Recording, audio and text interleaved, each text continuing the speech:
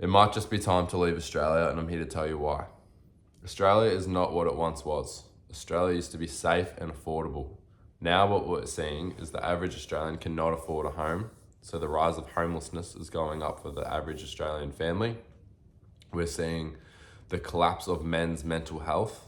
Now this is what destroys society. When you see that the men, they are collapsing, we're seeing 75% of suicides in Australia are men.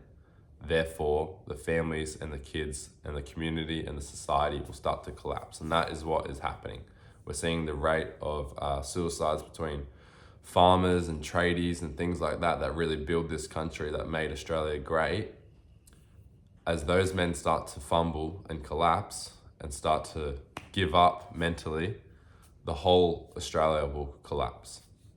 So it's really sad because what we're seeing is a housing crisis on the back of COVID, because they gave all stimulus checks and lowered the interest rates so everyone could go and they felt rich and everyone bought houses and spent money.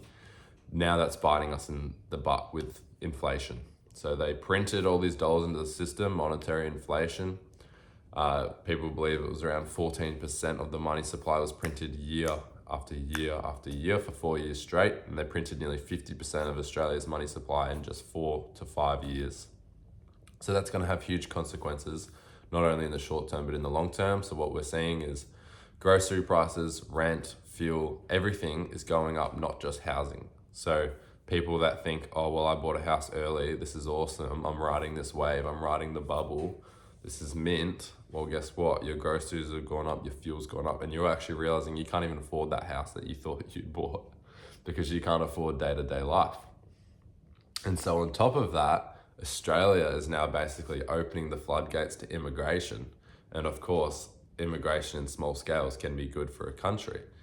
And diversity and multiculturalism is an awesome thing. But what we're seeing in Australia is basically, yep, every man and his dog come into our country and just run, rampant. So now what we're seeing is a rise in immigrant crime throughout Melbourne, throughout other cities too. And basically you get these young kids that are coming over that have no rules, that don't even have parents, that are built up in a country where there was violence, where there was no repercussions. And so they've come in and they're stealing, they're stabbing people, they're just going crazy. And I'm just seeing time and time again, a young 14-year-old killed 3 people, a mum and their baby were slaughtered. And it's like, what am I listening to in Australia? Like, this sounds crazy. This sounds like we're in like a war-torn country.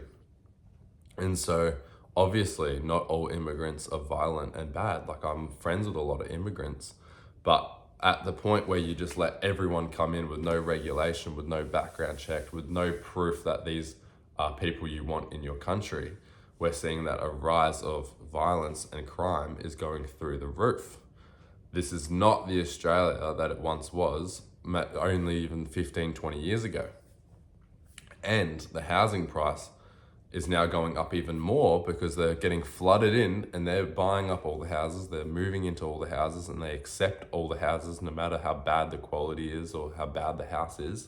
These people need a place to stay. So if you're an average Australian, you're getting absolutely shafted, especially if you're not in the housing market like myself. I'm 21 years old. I want to buy a house for me and my wife. I'm already married and I can't. So what is the reason I should stay? Well, for me, it's just family and friends, but reality is this country's cooked. And so, you've destroyed the men's mental health. You've destroyed the whole financial pressure on all families and all people is destroying marriages. We're seeing the rise of divorce. Now we're seeing the rise of abortion and the decline of birth rates. And basically Australia's collapsing in front of us.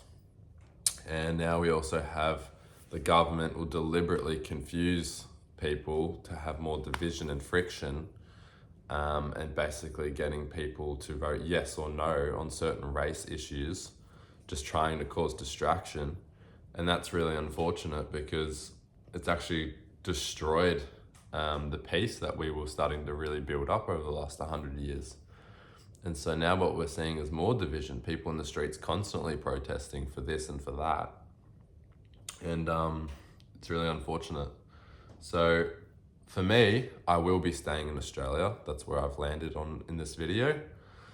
But that is purely because of family, friends, and then the third element is Bitcoin. So Bitcoin has allowed me to go to work and trade my time and energy, not for $1, they're just gonna print and debase and make it worth less and less. So your dollars right now are worth more today than they will ever be in the future. So once you understand that, you're gonna lose more value over time. And that's why we're seeing houses do like a 3x in less than 20 years in Australia. And that's purely because of the rate of money printing. So now I've adopted Bitcoin, me and my wife have adopted Bitcoin as our savings account. We trade the Aussie dollar for Bitcoin, put it aside into self-custody, into an offline wallet where no one can confiscate it, no one can touch it, and all it does is just appreciate over time. And what we're seeing as a couple is our life is just getting cheaper and cheaper and cheaper, regardless of this financial crisis, regardless of all the chaos going on. Our lives are improving, quote unquote, with our purchasing power. Purchasing power is basically how much you can buy, purchase with that value, with that money that you're using. So Bitcoin's purchasing power goes up over time. The Aussie dollar's purchasing power goes down. You see that you buy less and less over time. Things get too expensive. So you need to adopt, if you want to stay in Australia, is what I'm saying, is you need to adopt Bitcoin as your primary savings account, as your potentially as your superannuation, potentially as your investment. You want to be selling off other assets that the government is trying to get control of and destroy, essentially, for the small average Australian, try and price you out. They can't price you out with Bitcoin. Like, it doesn't matter how much Bitcoin's price goes up, as long as you can get a piece or a percentage of this scarce, desirable asset, Bitcoin, with a capped supply, scarcity will always drive demand. And so as its supply decreases over time, not just by people buying it, but as its release of its supply halves every 4 years, called the halving. So 450 are getting released today, but every 4 years that will then halve. So then there'll only be 225 released per day. So imagine when people are buying, thousands of Bitcoin a day, which is what we're seeing, these ETFs and these big companies buying literally thousands at a time, the supply that's getting released on the market cannot keep up with the demand. So its price is basically going up forever in some sense. So you want to have Bitcoin as your store of value, as your savings account, and you can treat it like money right now, but that's also something that we're going to go into. But maybe Australia avoids the median of exchange for Bitcoin because they know it's a threat. So don't expect that you're always going to be able to go down to Coles or Woolies and or your barber or your hairdresser and be able to pay with Bitcoin. That's easily doable right now. You could easily do it and transact on in a private way, peer-to-peer cash, if you can get them to accept your Bitcoin and take your Bitcoin and teach them how to set up. But is it going to be implemented into the big stores like McDonald's and Coles and Woolies? Australia might not allow it, so you don't need to be waiting for it. Just treat Bitcoin as a store of value, as your savings account, and then maybe you still transact in the Aussie dollar. So maybe the rails will come, the payment rails for Australia, but maybe they won't, and it doesn't really matter because Bitcoin's price is going up 55% a year for the last 7 years. 59% for the last 7 years. And if it continues to do these gains, 50% a year, your 0.01 Bitcoin, your 0.1 Bitcoin will grow into millions of dollars in less than 10 years. So even with the housing crisis, even with the financial pressure, even with the fact that you feel like you're going to work, trading your time and energy for $1 that is constantly losing, even with all those facts, you will be able to afford things around you and things will fall to zero around you because Bitcoin is going to be the superior store of value and it's going to put you in a deflationary system, not an inflationary system. So that's the only way you can opt out of the system if you want to stay in Australia, which I will be doing until further notice.